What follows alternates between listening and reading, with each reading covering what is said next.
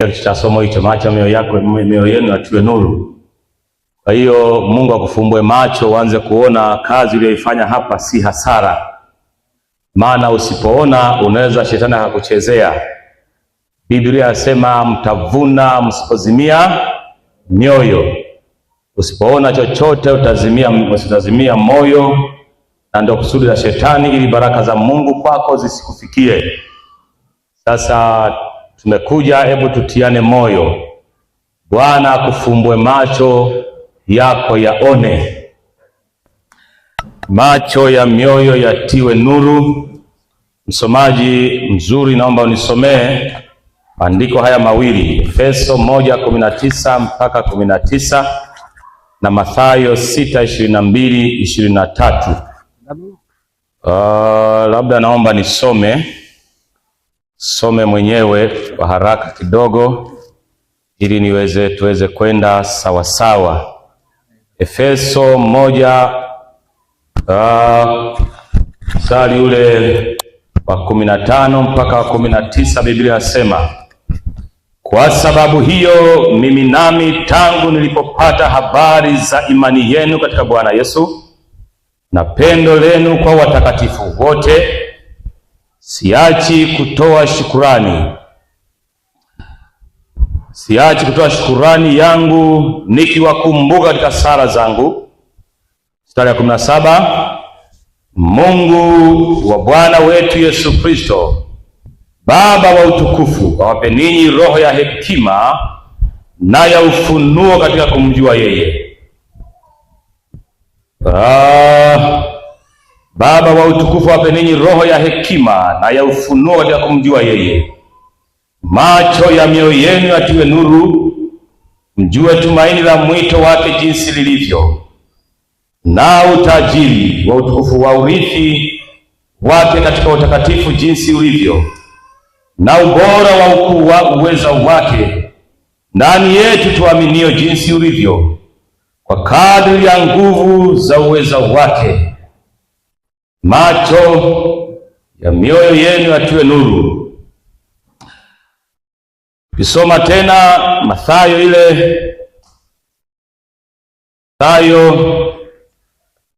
sura ya 6 mstari wa 22. 6:22, Biblia inasema hivi, taa ya mwili ni jicho. Basi jicho lako likiwa safi, mwili wako wote utakuwa na nuru. Lakini jicho lako likiwa bovu, mwili wako wote utakuwa giza.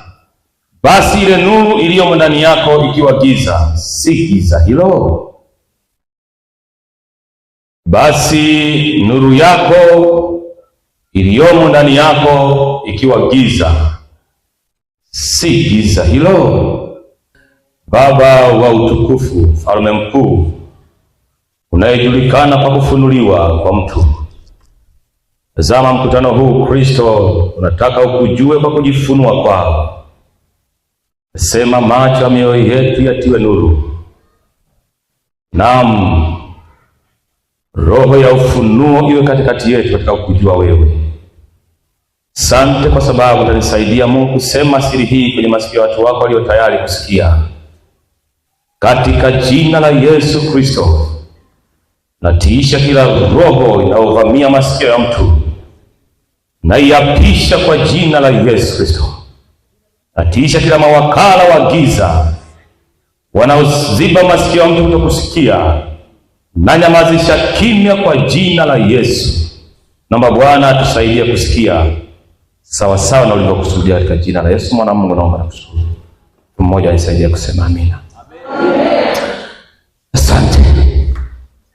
Ndugu zangu, tumesoma maandiko mawili kuanzia utangulizi wa somo letu, ambalo Mtume Paulo, mhubiri wa kizazi cha kwanza cha Injili ya Kristo, ambaye anasema Injili ya Kristo sikupewa na mwanadamu zaidi ya Kristo mwenyewe, na kwa ufunuo wa kipekee na wa ajabu Paulo akafunuliwa Kristo, akamjua Kristo, akaielewa siri ya Kristo, akafahamu Kristo yukoje na kufa na kufuka kwake kukoje na kumekusudiwa nini kwa watu wanaokolewa baada ya hapo. Paulo anawatazama Waefeso, watu walioamini katika Kristo Yesu. Anasema, ndugu zangu, ninapowatazama kwa wivu wa ndani kabisa toka moyoni mwangu, naona vema niombe maombi yafuatayo kwenu. Ninapowakumbuka kwenye sala zangu, naona vema niwaombee habari hii ya kwamba macho ya mioyo yenu yatiwe nuru. Kumbe kama kuna macho ya mioyo, kuna macho ya nyama. Paulo hana shida na macho ya nyama. Asante, amekusaidia kuja kanisani. Asante, amekusaidia kula ugali au chai uliokuwa unakula asubuhi. Asante, amekusaidia kuchagua gauni zuri la kuvaa kuja nalo kanisani. Asante, amekusaidia kuchagua kiatu kizuri cha kuvaa kuja nacho kanisani. Asante, amekusaidia namna ya kutengeneza muonekano wako. Asante. Lakini hayo macho hayakusaidii kuzijua siri za ufalme wa Mungu, na usipoangalia vizuri yanaweza kukuficha siri za ufalme wa Mungu. Hayo macho usipoyashughulikia vema yanaweza kukuficha baraka ambazo Mungu amezikusudia kwenye maisha yako. Usipoyashughulikia vema macho hayo yanaweza kuzuia jibu ambalo Bwana amelileta wakati wa kujaribiwa kwako. Macho hayo yanaweza kuzuia yakafunga mlango wakati Mungu amefungua mlango wa kuondoa kwenye jaribu na mzigo ulionao. Macho hayo ya nyama yanaweza yakazuia muujiza ambao Bwana ameutuma kwako ili kukuponya, ili kukuinua, ili kukubariki. Macho hayo ya nyama yanaweza kazuia siku ambayo Bwana amekuja kwa ajili ya maisha yako. Ndio maana Paulo anasema, nina ombi yangu kwa Mungu, macho ya mioyo yenu yatiwe nuru. Kwa nini macho ya mioyo? Mwandishi wa kitabu cha Ezekiel, nafikiri ni Ezekiel. Ezekiel anasema, Bwana anasema, nitamimina roho yangu juu yenu. Asema, tawatakaseni na uchafu wenu wote, si ndio? Na vinyago vyenu vyote. Hapo asema, nitaondoa moyo wa jiwe, nitaweka moyo wa nyama. Kumbe tunapoumbwa katika Kristo Yesu, tunaondolewa moyo wa jiwe, tunaweka moyo wa nyama. Huo moyo wa nyama ulioko ndani yako una macho yake. Huo moyo wa nyama ulioko ndani yako una masikio yake. Leo sasa nizungumza habari ya masikio, nataka nizungumze macho tu. Huo moyo wa nyama ulioko ndani yako una miguu yake ya kutembelea. Huo moyo wa nyama ulioko ndani yako una mdomo wa kuongelea. Na bahati nzuri sana, macho hayo ulionayo sasa yanaona vingi, lakini macho ya roho huwa hayaoni vingi, yanaona vilivyokusudiwa kwa ajili yako. Narudia tena, macho hayo ya nyama yanaona vingi. Hata hapa tulipo, nyinyi wengi, lakini naona wote. Amina, naona wote. Lakini macho ya roho, macho ya moyo yaliyo ndani hayaoni wote, anaona mtu. Bado hujanielewa? Ni kweli hapa tupo wengi, lakini ninapotaka kuzungumza hapa, sizungumzi na ninapoona hivi, nazungumza na mtu. Nazungumza na mtu ambaye ndiye anayenisikiliza. Najua hapa sisikilizi na watu, nasikilizwa na mtu aliyejiandaa kusikia kutoka kwa Mungu, aliyejiandaa kupokea kutoka kwa Mungu, aliyejiandaa kuelewa kile ambacho Mungu wake anataka kuzungumza naye. Ndiye ninayeongea naye sasa, na huyo ananiona na mimi namtazama. Amen. Sasa macho ni kiungo kilicho kwenye mwili wako, kiungo kimoja kati ya milango ya ufahamu. Ni moja kati ya milango mitano ya ufahamu, macho.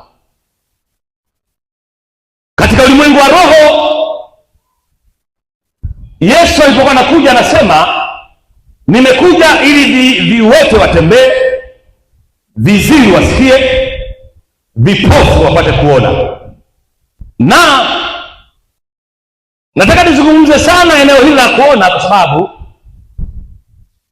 tofauti yetu kanisani, tofauti yetu ya kufanikiwa, tofauti yetu ya ufahamu wa kiroho, tofauti yetu ya kutenda mambo mbalimbali katika nyumba ya Bwana yanategemea na kiwango chetu cha kuona. Mzee ndio nilikuwa nasikia kama amesafiri, alikuwa analalamika, anajaribu kuwaambia ndugu zake alioacha namna ya kuchapa kazi ya Mungu. Kama mchungaji pale namfahamu sana huyu, niko naye kwa kiwango cha kutosha. Sasa kuniambia amesafiri, ndo nikashangaa ameenda wapi. Sasa nimekuja mara nyingi hapa, namuona anapiga gitaa na kwenye kwaya, na sasa nikamwona mbona jamaa amekaa pale kama mgeni. Huyu jamaa nataka nimuulize baadaye, akasema huyu jamaa ametengwa nini? Mbona amekaa kama sio mwenyewe kama hivi. Basi nimejitambulisha, ningekuja nikamwambia wewe jamaa umetengwa ni maana niliona pilika yako ninayoifahamu. Kumbe ameondoka hapa. Sasa kama umeondoka ukuacha mayai, utasumbuka. Amina. Amina. Amina. Amina. Mungu akusaidie uache mayai anze kutotoa. Vitoke vitoto vya kureplace nafasi. Kwa hiyo macho ya mioyo yetu, Biblia inasema kwa kuwa macho ni taa ya mwili, jicho ni taa ya mwili. Haya macho yakifumba, mwili wote unakuwa ni giza. Kama una maisha dhaifu ya kiroho, ni kwa sababu macho yako yamekuwa dhaifu. Kama una ufahamu mkubwa wa kiroho, ni kwa sababu macho yako yanaona. Ni uamuzi wako leo kuchagua nikae upande gani, nikae kwa macho yasiona au nikae mahali panapoona. Baba yangu kana mwambia, kama ningeliambia leo wewe mwanamke, ningesema Mungu ananiuliza tubadilishane, ningekupa macho ili usinidhihaki tena, ningekupa macho yangu ubaki nayo, mimi nichukue masikio yako. Lakini vyote ni milango ya ufahamu, si ndio? Lakini analalamika huyu mwenye macho kwa sababu ya vile anavyoona. Mwenye masikio analalamika kwamba ni heri ningekuwa sioni lakini nisikie. Viungo hivi vina umuhimu sana. Sitaki nizungumzie habari za masikio, nazungumzia habari za macho sasa. Haleluya. Tukimtazama Kristo jinsi anavyotazama kuhusu macho, tunaona neno la ajabu sana. Hebu nisome Luka 11:34. Ngoja nisome Luka 11:14. Alafu mwingine afungue Yohana 9:35. Luka 11. Naam. Biblia inasema taa ya mwili ni jicho. Taa ya mwili ni jicho. Narudia tena pale. Basi jicho lako likiwa safi, mwili wako wote unaomwanga. Lakini likiwa bovu, mwili wako nao una giza. Neno hili likiwa safi, ni usafi gani ambao macho yanahitaji kuwa nao? Amina. Ni usafi gani ambao jicho linahitajika kuwa nao? Anasema jicho lako likiwa safi, sio bovu. Bovu na usafi ni vitu tofauti. Maana kama ni safi, maana kama ni usafi ni uchafu, maana limechafuka, linaweza kusafishwa, si ndio?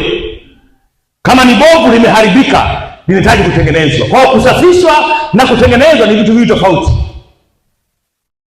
Kwa hapa ni lugha ya kuongea na mwana wa Mungu ambaye maisha yake ya kiroho, anapotembea ni maisha ya kiroho, wakati mwingine huwa hajitazami na kuangalia hatua zangu ninazoendelea nazo zinaendeleaje. Haujitazami kwa sababu hakuna mahali unakoelekea. Wenye macho ya kiroho huwa wanatazama mbele anakoelekea, na wakiangalia sana na kuelekea, ndipo wanapofahamu, je, ninaona vyema? Tangu nilipookoka mpaka sasa, je, naendelea kuona vile vile kama nilivyokuwa naona? Haleluya. Anasema jicho lako likiwa safi, mwili wako wote unamwanga. Lakini jicho lako likiwa chafu, mwili wako wote ni mchafu. Hebu endelea kusoma tena. Nilisema mpaka 34. Umesoma mpaka 34? Nimesoma 34. Sasa Biblia inasema, Angalia basi mwanga ulio ndani yako usije ukawa giza. Angalia basi mwanga ulio ndani yako usije ukawa giza. Tulia.